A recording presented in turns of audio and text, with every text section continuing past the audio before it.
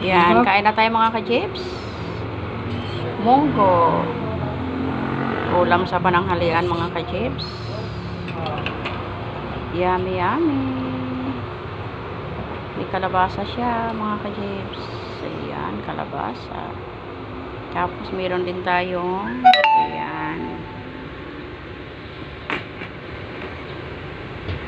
adobong atay mga ka-chips ng pork. Ayan, kainan na. Kain na. Thank you for watching. Bye for now. Bye-bye. Ang aming munggo. May kalabasa. May chicharon din siya mga ka-chips. Ayan.